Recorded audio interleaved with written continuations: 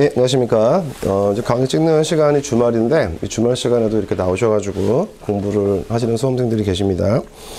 이제 공부를 할 때 사실은 뭐 주말만 이용할 수 있는 분들이 많으실 텐데, 시간을 투자했고, 그 다음에 노력을 경주를 했을 때 뭔가 얻어지는 게 없는 시간을 지금 쓰고 있다면, 그거는 시간 낭비잖아요. 그래서 공부하실 때는 무조건 내가 붙겠다 이런 생각을 하시면서 시작을 하셔야 됩니다. 이 기업 진단지도는 이제 우리 지도사 시험에서 제 3과목을 차지하고 있는데 전체 25문제 중에서 25문제가 전체 비중이죠. 근데 그 중에서 18문제 이게 이제 경영학, 그다음에 심리학이 들어갑니다. 산업심리학. 그 다음에 이제 7문제. 요게 이제 바뀌어요. 산업안전지도사에서는요, 7문제가 산업안전지도사. 안전지도사, 요거는, 산업위생, 또 산업보건이라고 하거든요. 그래서 위생 파트, 보건 파트가 들어가요. 보건학. 근데 산업보건지도사. 여기서는 또 안전이 들어가요. 안전일반. 그러다 보니까, 기업 진단지도는 사실은 3과목이죠. 산업안전지도사 같은 경우는 어때? 경영학과, 그 다음에 심리학, 그 다음에 산업보건 일반 이렇게 공부를 하셔야 되고, 그 다음에 산업보건지도사 공부하시는 분들은 경영학, 심리학, 그 다음에 산업안전 일반. 근데 요 산업보건 일반이 여기 이제 2과목이죠. 2과목. 2과목에 있는 것들이 7문제가 들어오고, 또 산업안전지도사에서 시험 보는 산업안전 일반이 2과목이잖아요. 거기 있는 7문제가 여기 들어와요. 그러다 보니까 이 3과목은 한 과목이 아니죠. 기업 진단지도라는 명칭이 있는 게 우리 시험 말고 또 있어요. 어디 있을까요? 경영지도사. 거기에 들어가요. 기업 진단지도. 근데 그 시험 문제 보시면요, 전혀 상관이 없어요. 이름만 기업 진단지도입니다. 그래서 우리가 좀 이제 특이한 이런 과목이다 생각을 하시면 되는데, 선생님들이 공부하실 때 내용들이 되게 생소한 것들도 있을 거야. 근데 자주 접해 보시면 문제들이 어떤 이제 공통적인 유형들이 좀 있어요. 왜냐하면 이 경영학의 전체적인 범위가 다 나오는 게 아니야. 그 중에서 제일 많이 나오는 게 조직론, 그 다음에 인사 논문, 그 다음에 생산관리. 여기 파트로 한정이 되거든요. 여기 파트. 그러니까 마케팅이나 뭐 재무 이건 안 나와요. 경영학의 파트가 되게 넓거든요. 생각을 한번 해볼게요. 회사 경영을 하는데 필요한 게 좀 많겠습니까? 그죠? 사람을 선발하거나, 그 다음에 조직을 운영하고, 또 생산관리하고, 그 다음 재무, 회계. 이런 것들이 있는데, 그 중에서 재무회계는 빠져요. 재무회계. 그것까지 들어갔으면 공부 진짜 박터지게 하셔야 되는데, 가장 트렌디한 조직론, 그 다음 인사노무론, 생산관리, 이쪽 파트로 한정이 되어 있습니다. 그 다음 심리학도 이제 산업심리학, 인간심리학, 이런 쪽으로 이제 나오기 때문에, 공부에 포커스를 그때 맞추면 되고, 기출문제를 보시면은요, 최근에 기출문제가 좀 이렇게, 아주 새로운 건 원래 내는 패턴이었다가, 최근에 보면은, 좀 복붙을 하고 있어요. 기출문제를 좀 이렇게 또 따옵니다. 그래서 최근에 문제가 좀 쉬운 추세다, 그나마. 이렇게 생각하시면 되고, 선생님들 가장 어려워하는 게 또 뭐야? 산업보건일반이죠? 보건일반. 이 보건일반이 사실은 문제가, 7문제밖에 안 되기 때문에 그냥 포기할까 이러신 분들도 계시지만 이걸 포기하게 되면은 지금 점수가 얼마 안 나와요. 이걸 다 맞는다는 전제하에 몇 점이죠? 72점인데 이거 한 번으로 찍는다고 쳐도, 근데 한 번으로 쳐도 또 안 찍어. 어때? 자기 나름대로 또 답을 막 이렇게 또 하시죠. 답사를 피해갑니다. 그래서 이게 고득점이 잘 안 나오고 꽈락이 많이 나와. 이쪽에 꽈락에 뭐가 많이 나온다고? 꽈락이 뭐야? 40점이 안 되는 거죠. 그래서 대단히 좀 두려운 과목일 수도 있겠다 생각을 하시면서 열심히 공부를 한번 해보고, 또 지금 제가 쓴 책 중에서 뭐 하루 특강 있죠? 날짜, 기업 진단지도 그 정도로 소화하시고 기출문제를 좀 같이 보시면서 공부를 하면 어떨까 생각이 됩니다. 보겠습니다. 142페이지에 51번 문제는 쉬운 문제였어요. 쉬운 문제였는데, 균형 성과표 BSC입니다. BSC. 이게 뭐의 약자야? 밸런스. B가 밸런스고요. 그 다음 스코어 카드에서 성과표거든요. 스코어 카드. 스코어라는 게 점수죠. 점수 성과. 그래서 밸런스 스코어 카드인데 우리가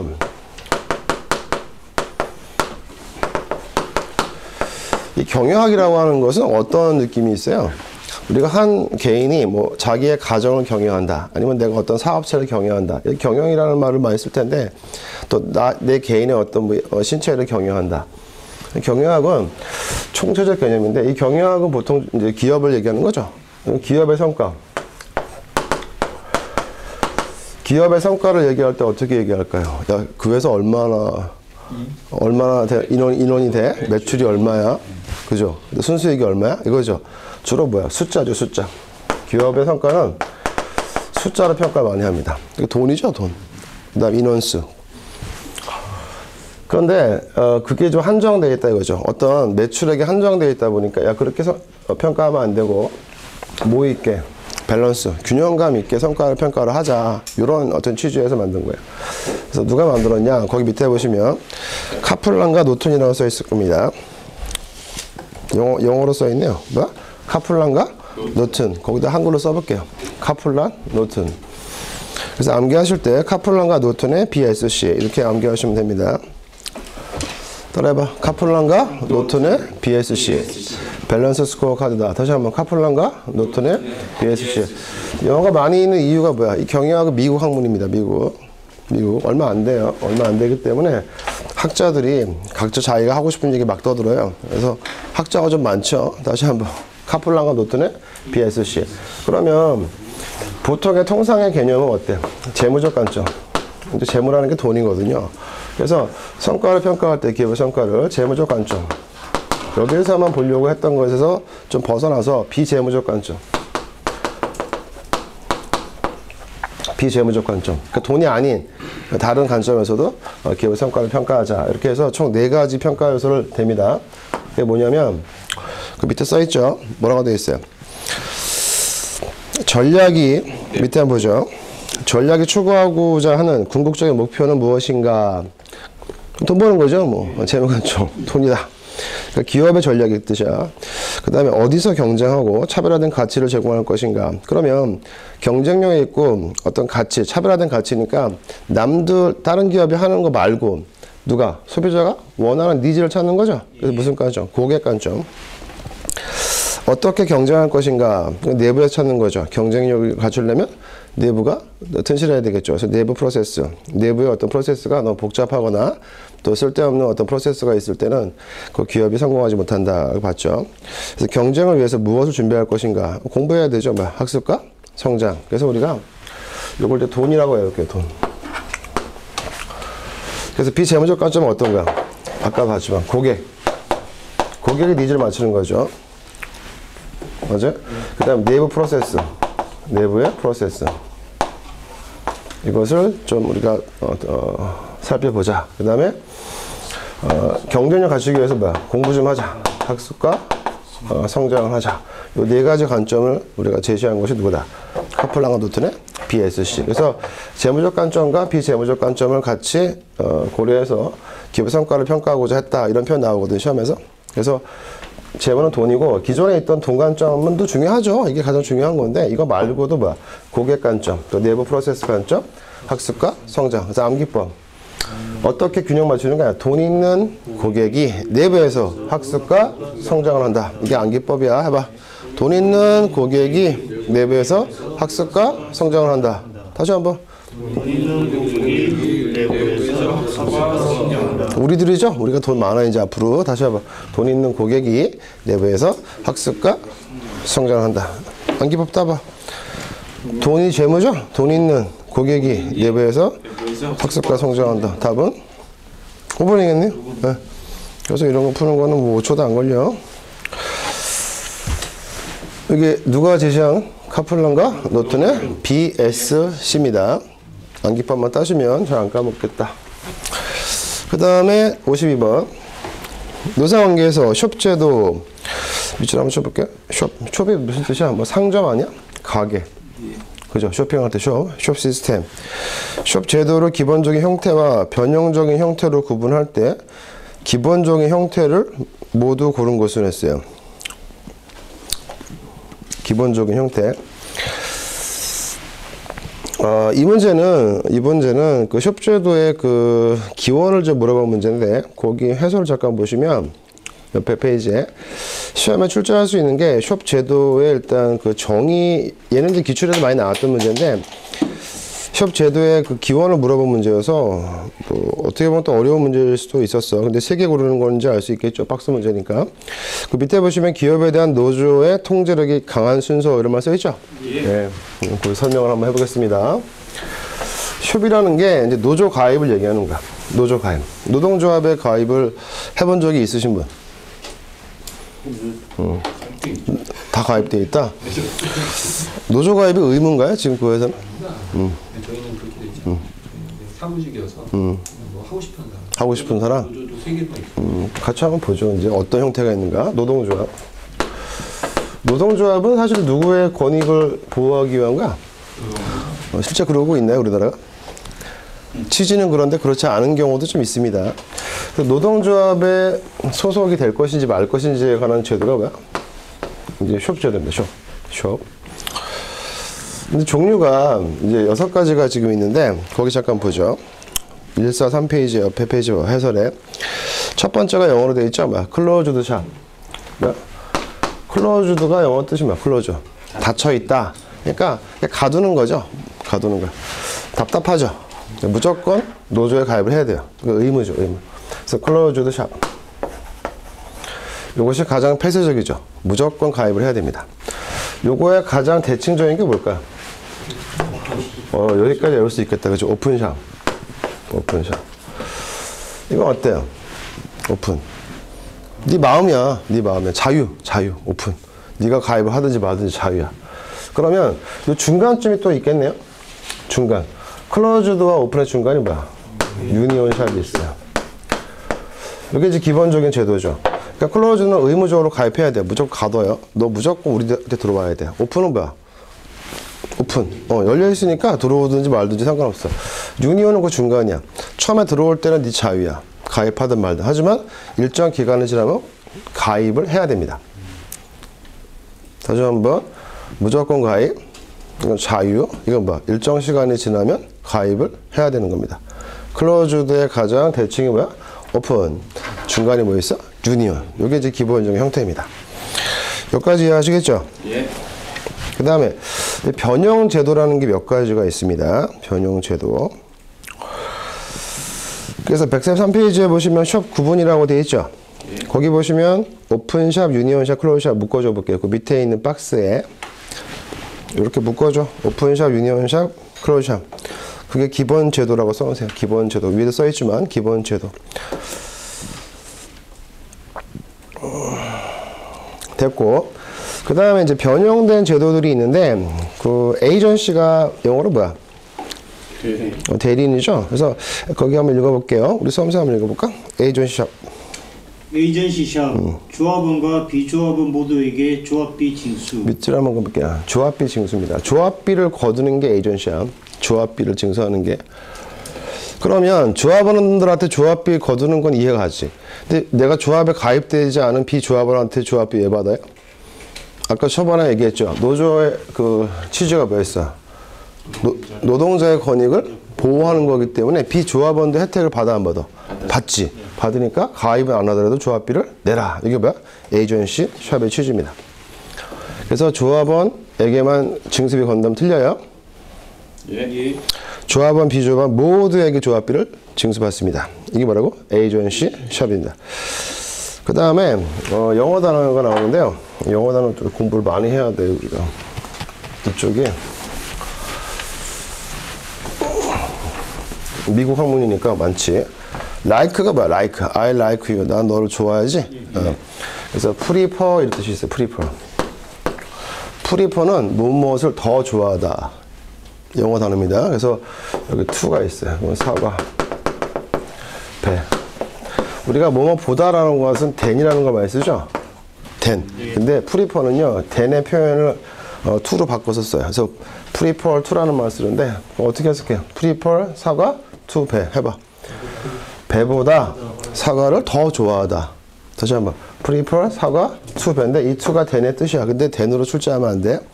공무원 시험에 잘 나와. 그래서 prefer은 무엇을 더 좋아하다, 더 선호하다 그 뜻이거든요. 그래서 거기다 하나 보니까 preferential이라고 돼 있죠. 형용사. 그래서 preferential 하면 더 선호하다 그 뜻입니다. 보시니까 preferential 샵이라고 돼 있죠. 그래서 누굴 더 선호할까? 노동조합은. 당연히 조합은 가입한 사람을 더 우대하겠죠. 그래서 preferential이라는 뜻은 뭐야? 더 우대한다. 누구를? 노조원을. 더 우선 채용하는 제도. 다시 한번. 노동조합원을 더 우선한다. 더 좋아한다. 우선 채용한다. 이게 뭐야? preferential 샵이다. 영어 단어 기억할 수 있겠죠? 프리퍼는 더 좋아하는데 누굴 더 좋아해? 노동조합에 가입한 사람을 더 좋아하니까 우선 채용하겠다. 그래서 preferential 샵이 있고 마지막으로 이제 maintenance가 있습니다. maintenance가 우리가 maintain은 유지하다죠? 따라봐. maintain. 유지하다. 그래서 maintenance 하면 봐. 유지 보수하는 거냐? 그래서 maintenance. 이거 명사죠. maintenance가 명사인데 maintenance 샵 하면요. 한번 가입하면 일정 기간 쭉 유지를 해줘야 돼요. 유지를 해줘야 돼서 maintenance가 유지 보수잖아. 그래서 유지를 해줘야 돼. 뭐 조합원 지위를 유지해줘야 된다. 한번 들어왔다가 금방 나가면 안 돼요. 일정 기간은 유지해줘라. 이게 봐. 메인티넌스 샵이다. 아까 우리가 6가지 봤는데 처음부터 기억해보죠. 기본적인 제도는 뭐였어요? 클로즈드, 오픈, 유니언. 한 번 더. 무조건 들어와. 그 다음에 오픈. 네 자유야. 그 다음에 유니언은 일정 기간 지나면 들어와야 돼. 이게 유니언이죠. 그러니까 클로즈드와 오픈을 섞어놓은 거죠. 처음에 오픈했다가 나중에 클로즈드 하는 게 유니언이야. 느낌 잡았죠? 오케이. 그 다음에 변형된 제도가 어떤 거 있어? 야, 조합 B는 다 내. 에이전시 샵. 됐죠? 그 다음에, 야, 너 조합원이야? 너 우선 채용할게. 프리퍼렌셜. 더 좋아하다. 프리퍼렌셜. 그 다음에, 한번 가입했으면 쭉 유지해줘. 메인티넌시 샵이다. 간단합니다. 간단합니다. 또 하나, 이제 다음 시험에 출제될 게 뭐냐. 기업에 대한 노동조합의 통제력이 강한 순서. 그게 출제가 될 확률이 높아요. 그 위에 보이시죠? 다시 한번 기업에 대한 노동조합의 통제력 표현 봐봐. 기업에 대한이니까 무슨 말이야? 노동조합과 기업은 약간 서로가 상극이잖아요. 대치하는 상황이지? 그래서 노동조합은 기업을 통제하고 싶을 거 아니야? 그죠? 그래서 기업에 대한 노동조합의 통제력이 강한 순서 첫 번째 뭐야? 클로즈드 샵이다. 그 다음에 맨 마지막이 누굴까 이제? 오픈샵이겠죠. 제일 꼴찌가. 됐죠? 그 다음에 이제 두 번째가 뭐야? 유니온샵이에요. 유니온샵. 그러면 1, 2, 6을 한번 동그라미 쳐볼게요. 가장 강한 게 누구야? 기본적인 제도에서 클로즈샵. 가장 약한 게 통제력이 오픈샵이죠. 오픈샵. 그 다음에 두 번째가 뭐야? 유니온샵이었어요. 그 다음 3, 4, 5번을 묶어줄게요. 메인티넌스 샵, 프리퍼런셜 샵, 에이전시 샵이죠. 예. 거기 동그라미 쳐볼게요. 영어 단어.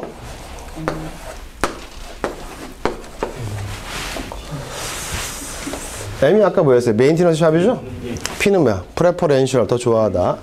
A는 뭐야? 에이전시. 뭐 MBA 들어봤지? 아, MBA가 아니라 얘 MPA네, MPA. 그래서 기본적인 제도의 통제력 순서는요, 가장 강한 게 뭐야? 클로즈드. 가장 약한 거는 오픈. 두 번째가 이제 2위가 유니온이었죠? 그래서 이게 끝나고, 그 다음에 MBA가 아니고 뭐야? MPA. 그래서 메인티넌스, 프레퍼렌셜, 에이전시, 에이전시. 다시 한번. 메인티넌스, 프리퍼, 뭘 더 좋아하다, 프레퍼렌셜, 그 다음에 에이전시 이렇게 한개하시면 됩니다.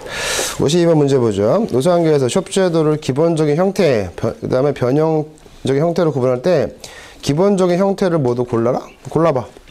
클로즈도 고르시고, 유니온 고르시고, 오픈 고르시고. 만약에 출제가 변형적인 형태다, 그럼 뭐야? MPA를 외우시면 되겠죠? MPA. 메인테넌스. 통제력 순서도 출제할 수 있기 때문에 MPA를 기억하자. 이렇게 하시면 되죠. 선생님 아까 노조 얘기했는데 거기는 어떤 샵이에요? 오픈샵이다. 선생님. 저희는 기업이 S 기업이라서 노조가 없습니다. 노조가 없다. 무노조. 또 선생님. 유니온샵. 유니온샵. 클로즈 샵은 없네, 그죠? 입사하자마자 그냥 가입하라고 하니까 거의 뭐 말로는 유니온샵이고 그냥 들어가면 그냥 무조건 누구 거의 클로즈도 나고. 아, 그 유니온도 아까 통째로 순서가 2위잖아요, 그죠? 그 노조의 힘이 좀 세네요. 좋습니다. 53번 보죠. 53번 홈스테드가 나옵니다. 홉스테드라고 하죠? G 홉스테드. 그 외국인 이름이니까 뭐 굳이 뭐 정확하게 안 해도 괜찮아요. 뭐 홉스테드. 다시 해봐.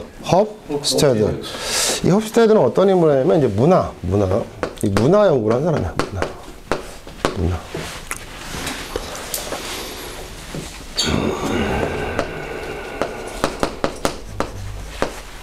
이 문화라는 거 뭐 최근에 뭐 한류에서 한류 문화라는 말 하잖아요.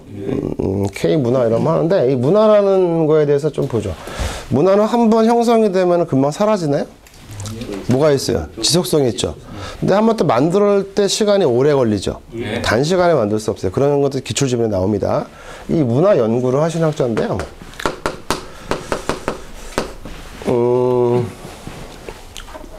이 문화를 연구해 보니까 좀 다양한 나라들의 연구를 해보니까 이 문화 연구를 근데 왜 했을까? 홉스테드가 일단 이게 좀 경영학이죠. 경영학에서 문화 연구가 왜 필요해요? 필요하지. 왜? 문화를 알아야지 침투를 하지. 이 사람들이 되게 빨리빨리 아니면 되게 느린 그런 어떤 문화를 가지고 있냐. 우리나라 같은 게 어때? 좀 성급하죠. 성급하죠. 그 다음에 우리나라는 어떤 계층이 딱 있진 않죠.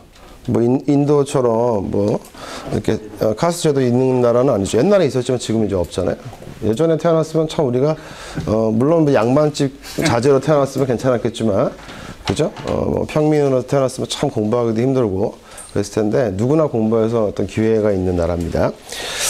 그래서 홉스테드가 이제 문화의 디멘션 어떤 차원을 연구한 학자인데 거기 해설해 보세요. 권력 거리 또는 권력 격차 영어로 한번 읽어볼게요. 파워 디스턴스 밑줄 한번 쳐볼게요. 이 영어 단어 딱 들었을 때 권력 디스턴스라고 했어요. 이게 우리나라는 좀 가까워요, 멀어요? 아, 그렇게 멀진 않죠. 뭐 공부하시면 돼요. 사법고시 지금이라도 늦지 않았어요. 그죠? 권력 또 뭐 있어? 국회의원? 그럼 출마하면 되지. 돈 좀 준비해서 기타금 준비해가지고. 근데 아예 권력의 거리가 먼 나라도 있죠. 뭐 왕권 국가라든지, 그죠? 귀족 국가 뭐 이런 나라에서는 권력과의 거리가 멀어요. 그다음 두 번째, 집단주의 대 개인주의야. 그래서 어떤 두 개를 비교했어요. 권력거리, 권력 격차가 뭘 더 가깝다. 그다음 집단주의를 강조하냐, 개인주의냐. 그 집단주의는 무슨 말이야? 집단을 더 우선시하는 주의죠. 예. 북한처럼. 나 개인주의는 뭐야? 나 개인이 잘 돼야지 집단이 잘 된다 이 말이죠. 그 다음에 남성성을 가지고 있냐? 영어로 읽어볼까요? masculinity. 그 다음에 페미니즘이라는 말 들어봤죠? 페미니즘 반대말이 이제 mascu인데 masculine 남성성. 그 다음에 페미 하면 여성인데. 그 다음에 4번에 보니까 또 중요한 말 나오네요. 불확실성의 회피, uncertainty, avoidance. 다시 한번 certain 하면은 certain 하면 뭐 확실한이죠? uncertain 하니까 불확실한 것을 avoidance 피하고 싶다. avoidance 피하다 뜻이거든요. 그 다음에 초기에 홉스테드가 그 제시한 문화 차원은 거기서 끝나요. 1, 2, 3, 4에서. 그렇죠. 시험 문제가 이렇게 나와요. 홉스테드가 나중에 이제 돌아가신 다음에 그 후배 학자들이 홉스테드의 그 문화 연구를 마무리하면서 만든 게 뭐야? 단기 지향성과 장기 지향성이 들어와요. 그래서 홉스테드의 5차원이라고 출제하면은 이것은 홉스테드 연구 전체를 물어본 겁니다. 나중에 후배 학자들이 만들어준 것도 뭐야? 물어보는 거죠. 5차원 하면. 4차원 하면 어디서 끝나야 돼요? 1, 2, 3, 4에서 끝나야 돼요. 됐죠? 네. 그러면 거기 보니까 단기 지향성과 장기 지향성. 우리나라 같은 경우 어때요? 빨리빨리 하려고 하니까 단기적 목표를 제시하죠. 근데 또 장기 지향성의 문화도 있겠죠. 어떤 건물 하나 짓는데 한 100년을 짓고 뭐 그런 나라. 우리나라는 금방 뭐 짓죠. 그 다음에 4번에 보니까 불확실성 회피가 무슨 뜻이죠? 확실하지 않은 것을 좋아하지 않는다고 하면 어때? 야, 너하고 나하고 뭐 내일 뭐 어디 가기로 했어. 근데 불확실하잖아. 그럼 어때? 예치금을 걸어. 노쇼 하는 데도 있을 거 아니야? 노쇼가 뭐야? 레스토랑에 식당에 예약을 했는데 안 나타나. 그래서 뭐해? 그런 걸 회피하고 싶으니까 예치금을 얼마? 걸어라. 이런 말 하죠. 그 다음에 계약금을 걸어라. 아니면 어떤 규칙을 만들었다. 써놓을게요. 규칙, 절차 중심. 4번 옆에다가. 불확실성의 회피는 뭐야? 규칙이나 절차를 만드는 거야. 규칙이나 절차. 이게 출제 포인트입니다. 다시 한번. 불확실성 회피하기 위해서 뭐 한다? 규칙과 절차. 그 남성성과 여성성은 어떤 느낌이 있죠? 느낌. 남성다움, 여성다움. 강하고 약하고. 배려를 많이 하려고 하는 건 이제 여성이죠. 추진력을 강조하는 건 뭐야? 남성이겠죠. 약간 이런 느낌이야. 그래서 우리가 그 5가지를 암기하시면 되는데, 이거 암기법 내가 따졌나 그때? 예. 뭐야? 개인 남성 응? 권력 불확. 개인 남성들은 요즘 권력이 불확실해지면 여성들의 파워가 올라가니까. 그렇게 가르쳤어 내가? 5가지를 외우셔야 되는데, 권력과의 거리, 그 다음에 집단을 중시하냐 개인을 중시하냐, 남성성이 있냐 여성성이 있냐, 그 다음에 단기저항성이냐 장기저항성인데, 이게 대칭 구조로 되어 있는 게 지금 3개 있어요. 해봐. 집단을 중시하냐 개인을 중시하냐, 남성성이냐 여성성이냐, 단기저항이냐 장기저항이냐. 그건 외우기 쉬워요. 그래서 1번하고 4번만 동그라미 쳐볼게요. 권력 격차나 권력 거리라고 이렇게 한글로 씁니다. 파워 디스턴스를. 그 다음에 불확실한 것을 좋아하지 않는다. 회피하려고 한다. 그래서 불확실성에 회피 이렇게 해주면 됩니다. 거기다 좀 해볼게요. 홉스테 문화 차원은 이렇게 대칭 구조가 있어요. 대칭 구조. 뭐라고? 일단 남성과 여성. 이거 누가 못 외워? 뭐죠? 단기와 장기. 집단을 중시하냐? 개인을 중시하냐? 이건 외울 수 있어. 이건 뭐야? 권력과의 거리. 불확실성의 회피. 영어로 uncertainty avoidance. 영어로 하면 잘 안 까먹어. 영어로 하면 어려우니까. 그 다음에 power distance. 권력과의 거리. 이럴 때 영어 한번 써보는 거지 뭐. 한번 풀어봐 문제.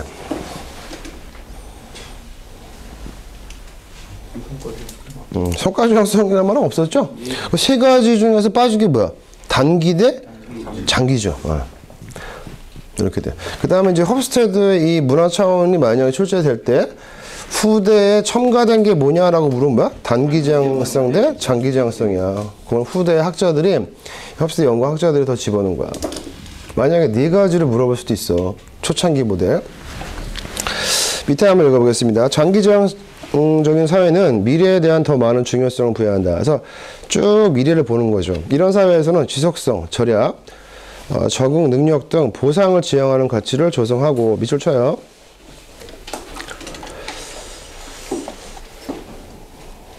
그 다음에 단기, 이렇게 슬래시 한번 가볼게요. 슬래시. 단기 지향성 사회에서 지금 빨리 해야 되는 거야. 단기 지향성. 그래서 뭐야? 끈기, 전통에 대한 존중, 호혜성. 호혜성이 무슨 말이죠? 호혜성. 서로 혜택을 주고받는다 이 뜻입니다. 사회적인 책임의 준수 등 과거와 현재에 관련된 가치가 고시된다. 이 멘트가 되게 어려워요. 이게 시험장 가면 이게 어렵다고. 그래서 장기 지향적인 사회는 미래에 대한 더 많은 중요성이니까 미래까지 쭉 보는 거니까 거기까지 어렵지 않지. 근데 거기서 중시하는 게 뭐라고? 지속성. 그 쭉 이어지는 거죠. 왜 엄마 아빠들이 왜 돈을 잘 안 쓰려고 그래? 맨날 아끼고. 나중에 네가 힘들 때 내가 좀 도와주려고 막 돈 아끼시는 거 아니겠어요? 보일러도 안 드시고.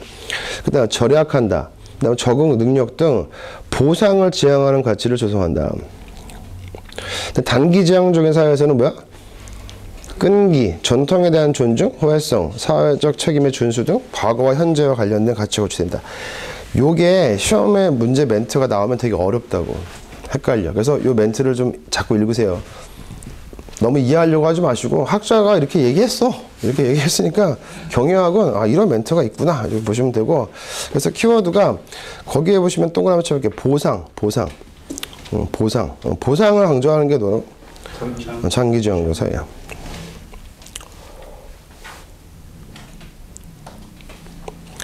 근데 이것도 가만히 이해하면 이해는 할 수 있을 것 같아요. 그 앞에 보시면은 지속성, 절약, 적응 능력 이렇게 얘기하잖아요. 우리가 사실은 장기지향적인 사회를 하기 위해 선생님들이 지금 뭐 하고 있어요? 공부를 하죠. 근데 공부를 하는 목표 중에 하나가 또 뭐야? 내 아이들, 아이들한테 뭔가를 좀 주고 싶지 않아요? 나중에라도? 내가 이제 보탬이 되고, 내가 나이 들어서라도, 이런 어떤 보상적인 차원을 강조한다니까. 보상적인 차원. 그렇게 좀 이해하시면 좋겠고, 54번 갑니다. 여기까지 이제 배워보니까 어때? 경영이 그렇게 어렵지 않죠? 근데 또 애우셔야 될 건 또 애워야 돼.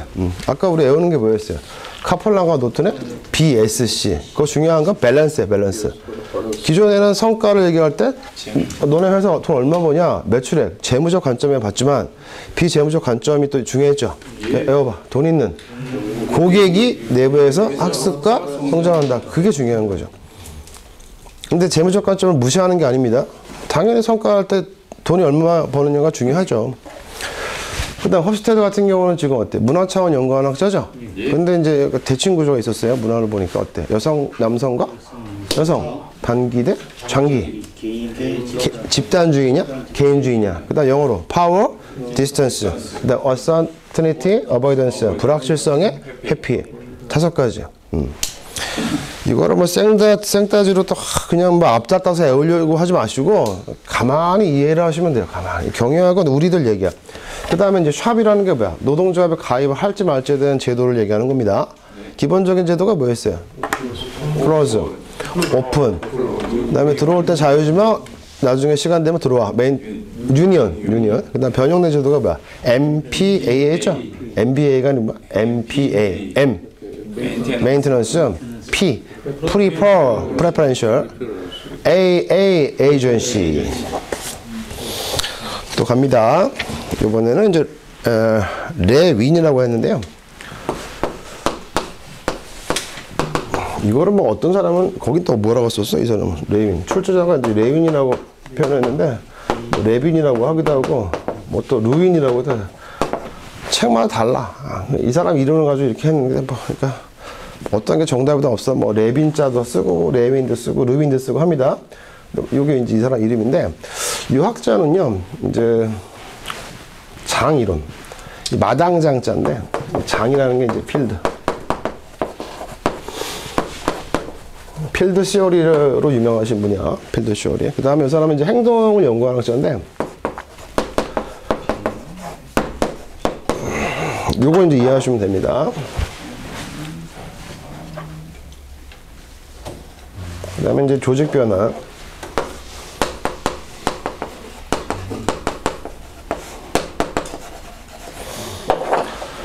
레윈의 장이론, 그 다음에 behavior은 function, 그 다음에 person과 environment의 조합이다. 그 다음에 조직 변화 과정, 함수죠, 함수.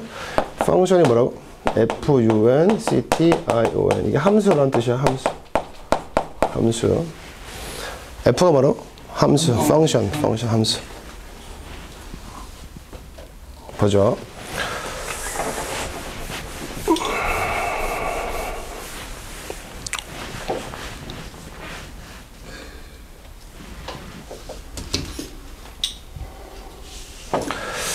지금 출제가 조직 변화가 된 건데 시험 문제가 이 조직은요 처음에 요런 조직이었대. 요런 조직. 근데 너무 이게 둥글둥글한 조직인가 봐. 근데 그 조직이 지금 조금 이제 어떤 외부적인 환경이 조금 위태로우다 보니까 이제 강한 조직, 어떤 강력한 조직으로 바뀌어야 돼. 그래서 약간 이렇게 세모 조직으로 바뀌어야 돼. 변화의 필요성을 느끼는 거야, 이제 조직이. 응? 그러면 이 동그란 걸 이렇게 변화하려면은 금방 바뀌나? 안 바뀌지? 어떻게 해야 될까? 보니까 거기에 보시면 해설을 잠깐 볼게요. force field shoal이 보이시죠? 세력, force가 세력이죠? field가 마당 장자를 써가지고 장이라고 하는 거야. 마당 이론 이렇게 하면 없어 보이니까 장 이론 이렇게 해야 돼. 처음에 장 이론 하면은 무슨 뭐 이게 고추장 된장인가 이러는데 그게 아니고 field shoal이 약자야. 마당 장자 쓰는 거야. 그래서 우리가 뭐 장터 하잖아. 그러니까 마당이 있는 터를 장터라고 해서 마당 장자 한자를 또 썼네 해서 세력장 이론인데 레이는 세력장 이론을 통해서 조직 변화의 과정을 3단계로 구성한 모델을 제시한다. 그래서 시험에서 장이론, 뭐 조직 변화 과정 연구학자, 그 다음에 뭐 이렇게 행동 연구학자 이렇게 얘기하는 게 이제 루윈의 그 대표적인 브랜드인데 조직의 변화는 거기 보시면 영어 한번 읽어볼게요. 영어로 읽어봐. freeze. freeze가 우리가 얼다의 뜻이거든요. 얼다. 냉동하다 뜻이야. 그러면 앞에다 on자를 붙이니까 unfreeze 하면 뭐야? on 것이 녹다. 영어로 having이라고 해, having. 일단 얘가 이렇게 되려면 이게 이제 흐물흐물해져가지고 모양을 바꿀 수 있게 녹아야 되겠지. 그래서 첫 번째는 having이라고 이제 한글로 쓰는데 이 having이라는 한글을 이해하면 안 되고 영어로 읽어야 돼. unfreeze. 일단 얘가 녹아야 돼. 이런 모습을 이렇게 바꾸려면 얘가 이제 흐물흐물해져야 돼. 그래서 얘를 어때? 이제 변화 단계가 있겠지. 그래서 거기 보시면 changing. 여기 이제 이렇게 변화가 될 거야. 여기 변화 과정이 변화. 변화해서 이런 모양을 만들었어. 어떻게? 이게 만약에 쇠 붙이면 어때? 쇠 붙이면 철사면은 아주 철사한테 되게 두꺼운 철사면 어때? 이렇게 못 만들잖아. 그래서 얘를 이제 녹이겠지. 불로 쫙 해가지고 이렇게 흐물흐물해서 녹여가지고 모양을 이렇게 만들고 싶어. 이렇게 만들었는데 얘가 다시 일로 복귀할 수도 있겠지. 이런 모양으로. 원래 이런 모양이었으니까. 그래서 이걸 다시 한번 어때? 요렇게 딱 굳어지게 만들어줘야 돼. 굳어지게 만든다는 게 뭐야? 재동결. 이런 모습으로 굳어지게 만드는 게 재동결이어서 변화를 시키기 위해서는 먼저 뭐야? 얘를 녹여야 돼. 그래서 해빙, 그 다음에 변화, 재동결. 이 세 가지 과정을 거친다. 이렇게 얘기한 학자야. 말 되지 않아? 그래서 이 연구를 뜨신 분이 바로 누구야? 르윈 레빈이라는 학자야. K 레빈. 다시 한번. 해빙, 변화, 재동결. 선생님들도 지금 우리가 이렇게 얼어 있으면, 프리즈 돼 있으면 어때? 내가 하던 일만 하겠지. 근데 뭔가의 어떤 외부적인 압력이든지 어떤 누군가의 또 얘기든지 간에 내가 지금 unfreeze 돼 있는 거야. 내가 지금 on 것이 어때? on. 녹았어. 그러니까 흐물흐물해지다 보니까 그래 내가 지금 딴 생각을 하게 되는 거야. 내 안에 있는 갇혀있는 어떤 장벽에서 그 장벽을 조금 허물기 시작하는 거야. 그래야지 딴 세계를 볼 수 있지. 그 명성황후의 어떤 그 어록 중에서 대단히 또 그 의미 있는 어록이 하나 있거든. 명성황후. 문 밖을 나서니 세상이 참 넓구나 이렇게 얘기했을 때요. 명성황후 같은 경우 어때? 어떤 근대화의 시초가 된 인물이지. 근데 그걸 막기 위해서 또 누가? 흥선대원군은 쇄국 정책 해가지고 무조건 문 닫는 거 아니었어. 근데 명성황후는 계속 교류를 하려고 했잖아.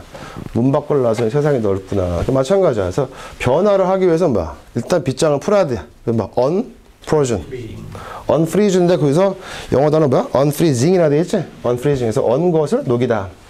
on 것을 깨버리니까 녹이는 거지. 이게 뭐야? having이야, having. 그래야지 변화가 찾아온다. 해빙이 있어야지. 변화되기 전에 내가 일단 내 빗장을 풀어줘야 돼. 그래 변화가 오지.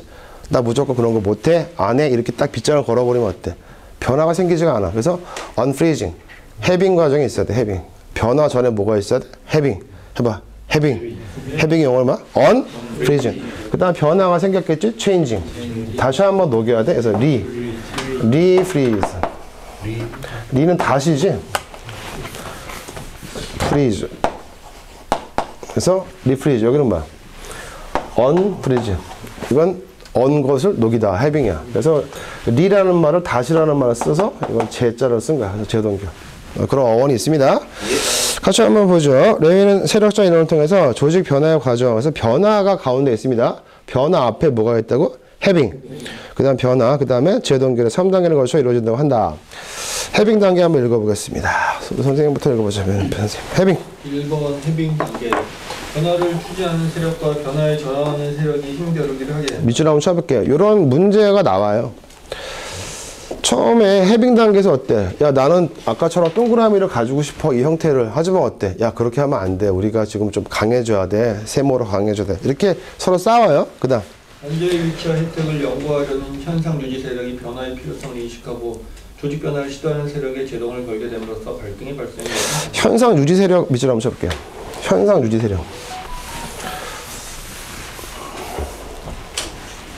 현상 유지 세력. 그 다음 레빈은 이들 양대 세력을 추진 세력, 드라이빙 포스와 저항 세력, 그러면 현상 유지 세력들은 현상을 유지하려고 하니까 그 밑에 있는 영어 단어에서 드라이브라는 말 있죠, 드라이브. 예. 그거 이제 ing 붙인 거야. 드리빙 포스하고 그 다음에 리지스트, 뭐 레지스탕스 이렇게 해석하기도 하죠. 리지스트가 저항 세력이죠. 그 저항 세력이 누구야 지금? 아까 현상 유지 세력이 바로 뭐야? 저항 세력이죠? 예. 그래서 같은 밑줄도 쳐볼게요. 그래서 현상 유지 세력을 다른 말로 뭐야? 저항 세력이라고 합니다. 원래의 모습을 가지고 있으려고 하는 애들이죠. 그 다음에 세력 저항 분석이라는 기법을 통해 각 세력의 구체적인 요인들을 분석하였다. 그 다음 두 번째 옆에 변화의 단계. 이 변화의 단계 여러 가지 기법 틀을 사용하여 계획된 변화를 실천에 옮기는 과정이다. 그렇죠. 이제 변화를 해야 되겠죠? 그 다음 앞에서는 재단결 단계 리프리징. 3. 재동결 단계 바람직한 상태로 변화된 조직의 새로운 국면을 유지 안정화시키는 단계이다. 변화된 상태는 본래의 상태로 회귀하려는 성향이 있기 때문이다. 재동결을 성공시키기 위해서는 최고 경영자의 지원, 적절한 보상과 강화, 그리고 체계적인 계획 등이 필요하다. 거기서 강화라는 말 있죠? 밑줄 한번 쳐볼게요. 강화. 이제 공부하신 분들은 조금 말이 튀어나오시네요. 강화가 뭐야? 영어 단어. 레인 펄스. 레인 펄스먼트 이렇게 되는 거거든요. 써볼게요. 강화 뭐야? 레인 펄스먼트. 강화라는 뜻이 뭐야? 레인 펄스먼트. 이 단어 써도 잘 몰라. 이게 뜻이 뭔지. 강화.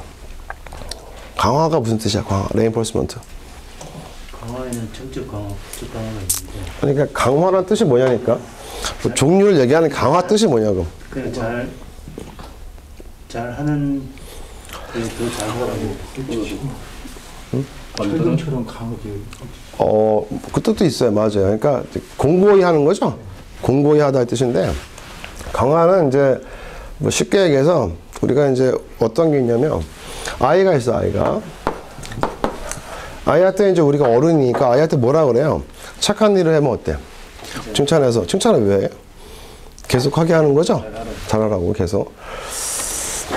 계속 아이한테 칭찬을 해주면 아이는 어때? 칭찬을 받고 싶어서 열심히 그 착한 행동을 하겠죠. 그와 같은 거를 우리가 어떤 걸 얘기하냐면, 정적 강화라고 하죠. 정적 강화. 정적 강화. 그 다음에 아이가 잘 못해. 그럼 어때? 나쁜 짓을 막 해. 그럼 뭐 처벌하겠죠. 처벌, 그지? 가장 흔하게 하는 거 아니야? 칭찬. 이 아이한테 이런 강화를 시키는 이유가 뭐야? 이거는 뭐야? 처벌이라고 하는 건데, 이런 강화하는 이유는 착한 일을 더 잘하게 하려고 하는 거야. 그러니까 처벌을 하는 이유도 뭐야? 나쁜 행동을 이제 그만하고 착한 쪽으로 가라는 거죠. 그래서 더 좋은 쪽으로 가게 하는 게 강화야. 뭐라고? 더 좋은 쪽으로 가게 하는 게 강화한다. 이렇게 이해하시면 됩니다. 그 다음에 다 끝났나?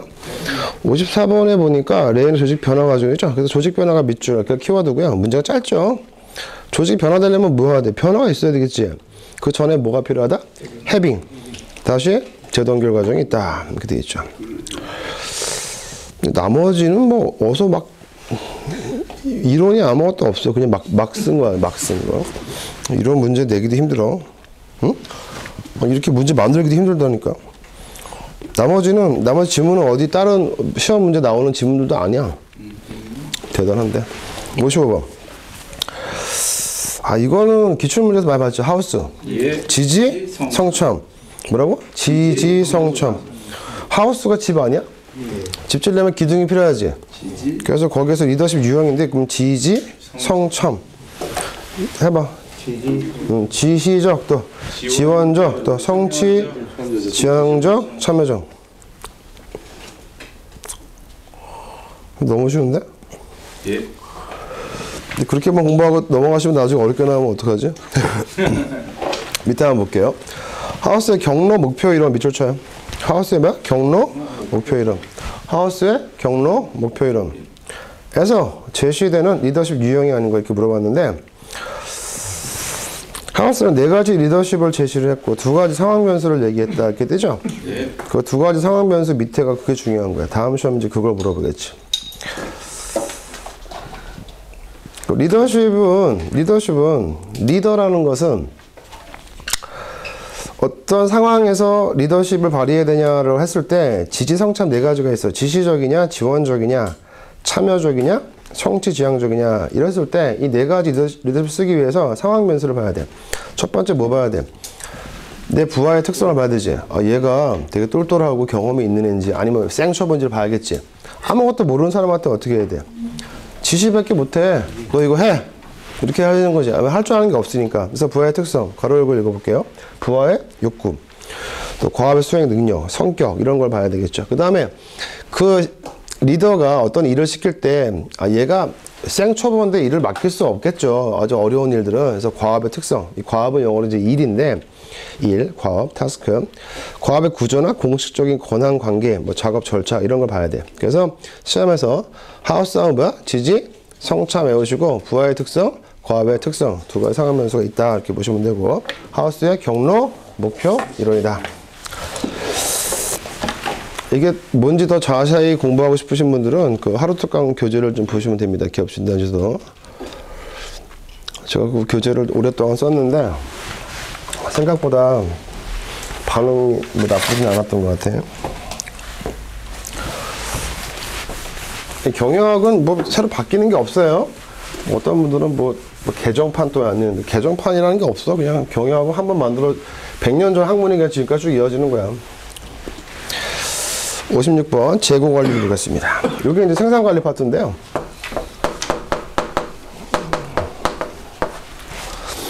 재고관리. 혹시 뭐 이렇게 재고관리 해본 적 있으신 분 계세요? 다 집에서 재고관리 하시고 계시지 않나? 어떤 재고관리 했어? 본인이 뭐 많이 가지고 있는 거 있지? 예를 들어서 뭐 만약에 뭐 이제 가정주부분들은 어때? 좀 싸다고 해서 뭐 생선을 좀 많이 가져왔어. 응? 떠리로. 관리하기가 쉬워, 어려워? 생선. 어려워. 관심이 없구만요, 아주 음식 만드는데. 그럼 만약에 또 어떤 거 예를 들었지? 하여튼 가정주부 예를 듭시다. 근데 뭐 배추가 좀 싸다고 해가지고 요번에 뭐 앞으로 오를 것 같다 해서 많이 가져왔어. 응? 배추. 근데 보관하기 힘들지 않아요? 그죠? 과일도 그렇잖아. 과일도 바나나 같은 경우는 금방 또 상하죠. 근데 사과는 좀 오래 가지 않나요? 네, 오래 가죠. 보관하기 좀 쉬운 게 있고 어려운 게 있죠. 그래서 재고 관리가 이제 그런 느낌인데 기업이 최근에 그 전자부품 쪽에서 지금 제일 힘든 게 재고가 많이 쌓였다고 하죠. TV도 잘 안 팔리고. 그래서 좀 싸게 좀 처리를 좀 하려고 하는 좀 움직임이 있는 것 같은데 그 재고 관리 차원에서 하는 거냐? 재고는 어떻게 보면 자산이긴 하죠. 재고 자산. 근데 팔려야 돈이지, 그지? 안 팔리면 그건 그냥 나중에 또 골치 아픈 애인데 이 재고 관리를 좀 볼 건데 거기 보니까 물어보는 요지가 뭐야? EOQ죠, EOQ. 뭐라고? 이걸 물어보는 거야, EOQ. 그러면 재고 관리에서 EOQ가 뭐냐? EOQ 영어로 해봐. Economic Order Quantity.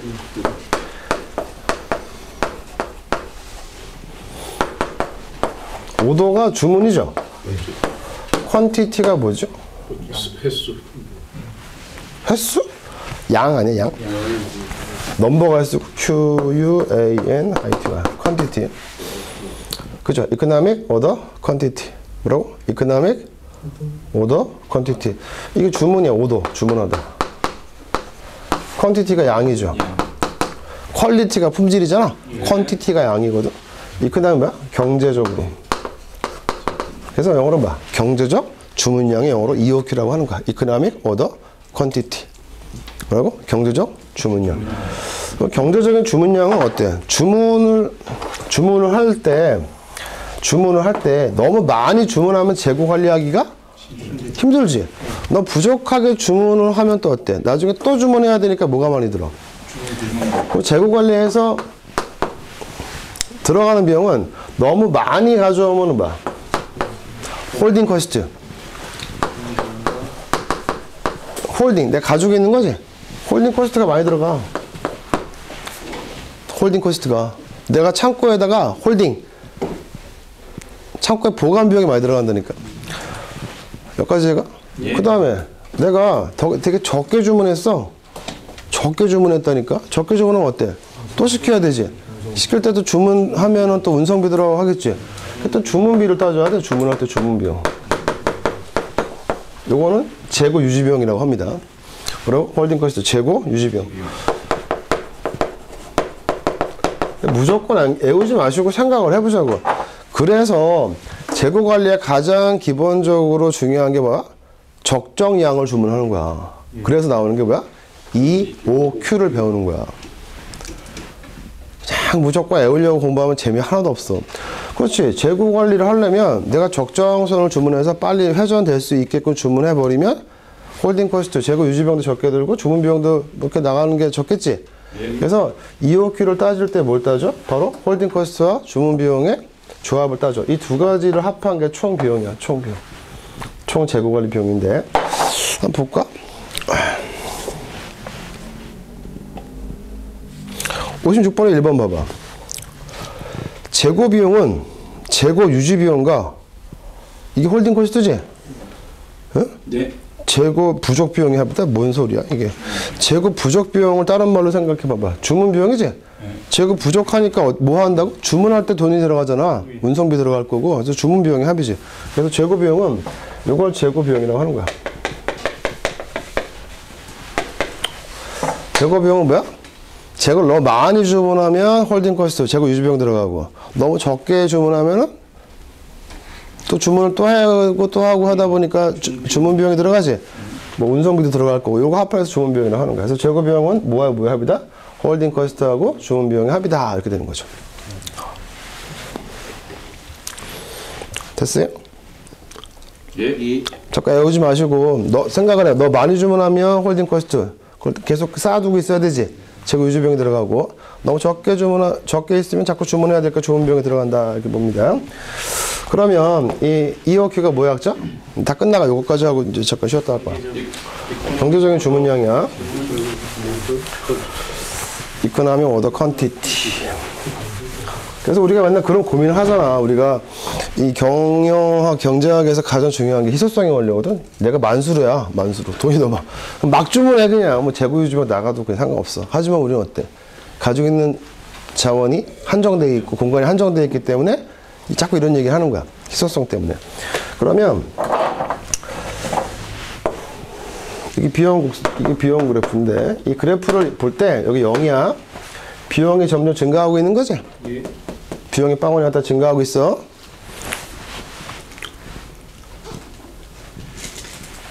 맞아요? 이렇게 한번 볼까? 요거 해석할 때 이렇게 내려가는 거야, 올라가는 거야? X축이 이게 X축인데 이렇게 갈 때마다 따라가는 거기 때문에 항상 그래프는 왼쪽에서부터 분석하는 거야. 시작해가지고 이게 시작이야, 시작. 어떻게 돼? 이렇게 올라가고 있지? 상승하고 있어. 이게 뭘까? 재고 유지 이게 재고, 유지, 비용인데 그 여기 뭘까? 발주량. 이게 Q야, Q. 퀀티티, 수량. 비용을 영어로 P라고 할까? 프라이스. 그래서 영어로 봐. P, Q 곡선입니다. 다시 한번. 경제와 경영에서 다 똑같아요. 여기 뭐야? P 곡선이야. 가격 곡선, 비용 곡선. 여기 뭐야? Q, 수량 곡선입니다. 암기하실 때 서 있으니까 이게 서 있잖아. P. 서 있지? 비용, 수량 곡선. 이 시간에는 경영학도가 되자고. 여기 P 곡선, Q 곡선, 비용 곡선, 수량 곡선. 됐지? 그러면 수량이 많아질수록 어떤 비용이 증가한다. 수량이 많아진다. 잘 생각해봐. 수량이 자꾸 많아져. 그러면 그걸 보관하려면 힘들지? 네. 재고 유지 비용 힘들지? 이게 뭐야? 재고 유지 비용이야. 맞아요? 그럼 재고 유지 비용은 봅시다. 어디 써 있냐면 147페이지의 맨 상단을 보세요. 총 재고 유지 비용은 얼마냐 이렇게 봤어요. 그러면 재고 유지 비용은 어떻게 써 있냐면 2분의 QH라고 써 있지. 예. 우리가 수학에서 3분의 2 곱하기 5를 하면 뭐라고 읽어? 3분의 10이지. 예. 얘하고 얘 곱하는 거야. 밑에 1이 생략됐으니까 3, 1은 3, 2, 5, 10이잖아. 이렇게 쓰면은 2분의 QH라고 있는 거야. 예. 아니 3분의 2 곱하기 5는 3분의 10 아닙니까? 맞습니다. 이건 아시죠? 그러면 우리가 한글을 써. 재고 유지비용인데 총 재고 유지비용은 얼마냐? 아까 홀딩 코스트가 재고 유지비용이잖아. 근데 홀딩 코스트 하나만 있으면 안 되지. 이게 홀딩 코스트는 물건 한 개의 홀딩 코스트야. 곱하기 수량이 있어야 되지. 근데 수량을 2분의 Q라고 했는데 Q는 전체 수량인데 왜 2분의 Q라고 썼냐? 2분의 Q가 바로 평균 재고야. 평균 재고 수량. 거기 146페이지에 보시면 2분의 Q라는 거 찾아봐. 까만 글씨. 평균 재고량 보이시지? 예. 재고 수준이 Q에서 0까지 일정한 감소할 경우 평균적으로 2분의 Q다. 이것도 시험 잘 나와요. 시험에서 평균 재고는 얼마다? 2분의 Q. 이 재고가 전체 여기서부터 보시면 전체 Q라고 되어 있으니까 수량이잖아. 수량 전체를 얘기하는 게 아니라 평균 재고는 2분의 Q입니다. 그래서 홀딩 코스트 이거 한 개이기 때문에 수량이 몇 개냐? 2분의 Q개야. 이게 평균 재고거든. 이 평균 재고량 수량 곱하기 한 개의 홀딩 코스트를 곱하면 재고 유지비용이 나오는 거야. 그래서 2분의 QH가 되죠.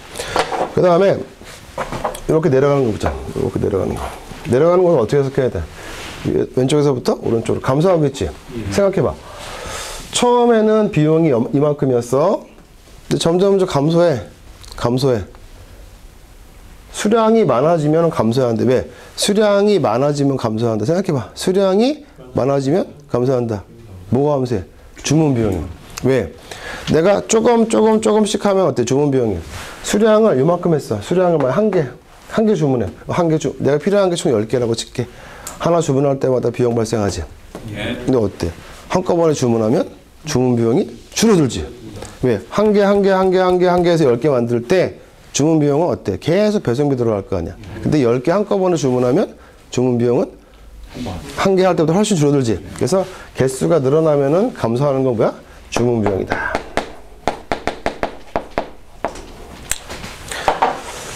이 그래프를 잘 그려 놓으셔야 됩니다.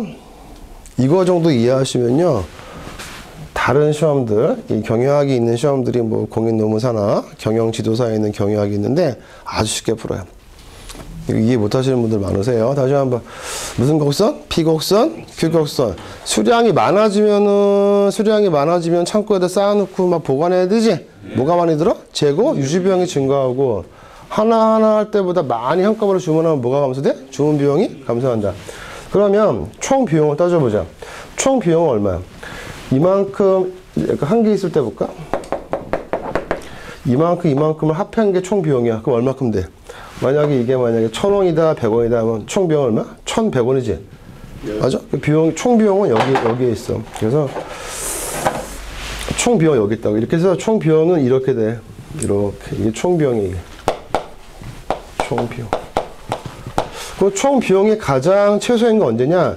이 두 그래프가 교점, 만나는 점에서 요 점에서 총 비용이 제일 적거든. 항상 수학적으로 교점에서 총 비용이 제일 적어. 겁나 어려운 얘기 했다 지금. 근데 상식으로 생각해봐. 내가 물건을 한꺼번에 주문하면 주문 비용은 감소할 것이고, 하지만 한꺼번에 많이 주문했으니까 뭐는 많이 증가돼? 재고 유지 비용은 증가돼. 그래서 그 적정선을 찾는 게 중요해. 적정선. 여기 보니까 너무 많이도 너무 적지도 않고 이 정도가 총 비용이 제일 감소했지. 총 비용의 최저인. 총 비용이 최저인 데서가 바로 주문 수량을 정하는 거고, 그때 이제 비용을 따져보는 거지. 그래서 총 비용이 최저인 곳이 바로 뭐야? 2, 5, Q야. 그럼 Q량이 어디 있어? 요거지, 요거. 요게 Q지, Q 다시. 그래서 요게 Q 다시가 됩니다. 그래서 2호Q가 뭐냐? 바로 재고 유지 비용과 주문 비용의 교점이 만나는 그 수량. 요게 바로 2호Q. 경제적인 주문 수량이다. 이 뜻입니다. 잘 이해가 안 가도 괜찮은데 한번 들어는 봤어. 좋아. 그러면은 거기서 이게 지금 이 문제가 계산 문제가 아니잖아. 예. 계산 문제가 아니기 때문에 그래. 56번에 5번에 가봐.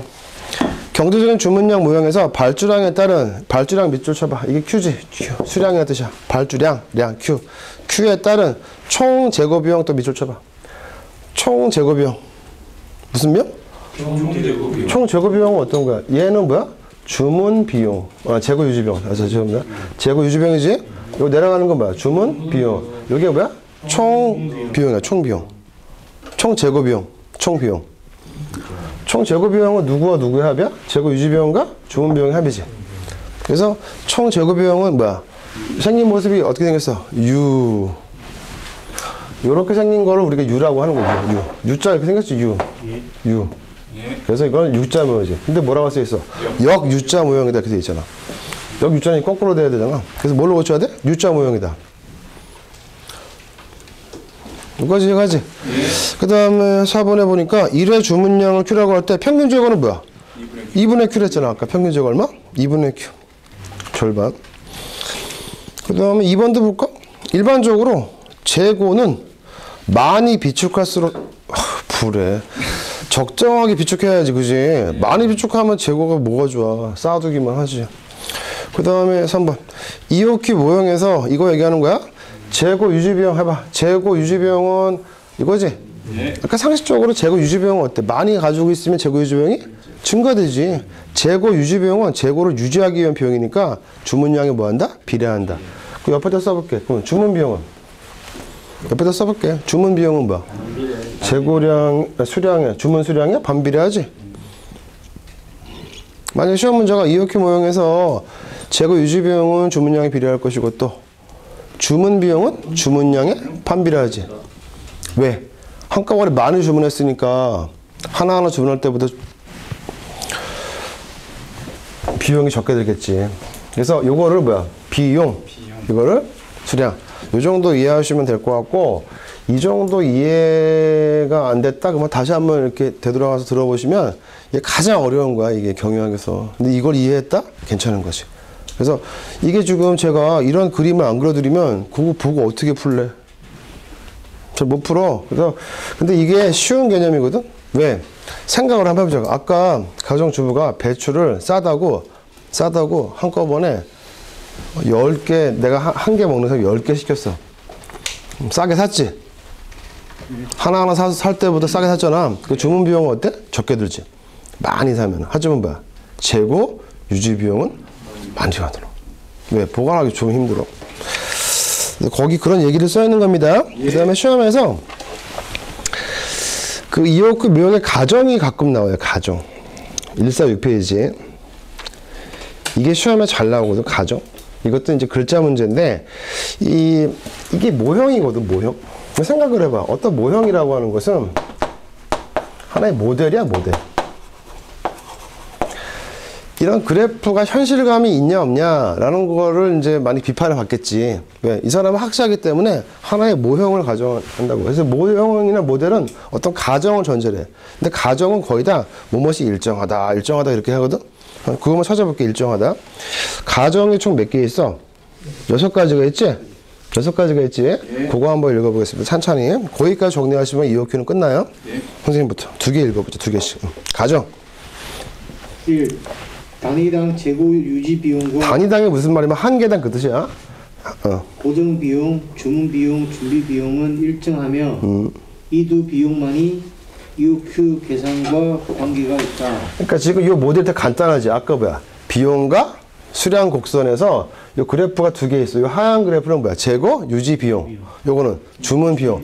아니 세상에 우리가 어떤 비용을 따질 때 여러 가지 비용이 있겠지. 아까처럼 뭐 수송비도 있을 것이고 기타 무슨 있는데, 아니면 만약에 누군가한테 그 보관할 때 맡겼어. 사람을 썼어. 그러면 그 사람한테 인건비도 있겠지. 근데 그런 걸 다 따지지 말고 뭐만 따지자? 재고, 유지 비용과 주문 비용. 이 2가지만 따지자 이렇게 했어. 그래서 그렇게 약속을 하는 거야. 이해가지? 예. 그다음 2번. 이 단위 기간 중 수요량은 확정적이며 일정하고 소비량은 시간에 비례한다. 정확하게 연간 수요가 예측돼. 그래서 이렇게 중간에 변수 같은 거 인정하지 않아. 그냥 일정하고 다 확정적이다 이렇게 얘기하는 거야. 뒤에서 선생. 평균 재고 비율은 주문량 Q의 반이다. 가로 열고 이는 안전 재고는 없고 재고는 다음 주문이 도착할 때까지 사용됨을 그래서 아까 평균 재고가 2분의 Q라고 했었잖아. 이게 평균 재고 2분의 Q인데 웬만하면 외우시면 좋은데 안전 재고가 없다는 거야. 안전 재고. 만약에 야 우리가 혹시 뭐 우크라이나 전쟁이 났으니까 더 가지고 있을 필요가 있는데 더 할 수도 있지. 그런 건 가정에서 빼버리는 거야. 그래서 안전 재고는 없다. 그래서 그냥 기계적으로 평균 2분의 Q다. 그다음 4번. 4번 재고 부족 비용이 없다. 가로 열고 재고 부족 현상은 발생하지 않는다. 라고 가정합니다. 그래서 재고가 부족하면 어떻게? 이런 걸 가정하지 않아요. 그래서 아까 위에서 56번에 1번 있죠? 네. 지문에 재고 부족 비용은 따지지 않는다기 때문에 그 멘트가 틀린 거야. 그래서 비용은 2가지밖에 없어 봐. 재고, 유지, 비용과 주문 비용 이 두 가지만 가정하는 거죠. 재고 유지 비용과 주문 비용, 재고 유지 비용과 주문 비용. 여기 EOQ에서 가정하는 두 가지 비용이야. 이게 총 비용입니다. 총 재고 비용. 그다음 4번. 뒤에 5번부터 해야 되죠. 옆에 수험생 5번 읽어주세요. 5번 가격 할인이 고려되지 않는다. 구입 단가는 주문량과 관계없이 일정하다. 네. 6번 재고 조달 기간 리드 타임을 알 수 있으며 일정하다. 그러니까 리드 타임이라는 것은 이제 대기 시간이야. 내가 주문을 했으면 며칠 걸릴까? 이게 리드 타임, 대기 시간이라고 합니다. 요 정도 이해하시면 되고요. 그래프 잘 그려놨으니까 다음 시간에 57번 품질 경영부터 보겠습니다. 고생했습니다.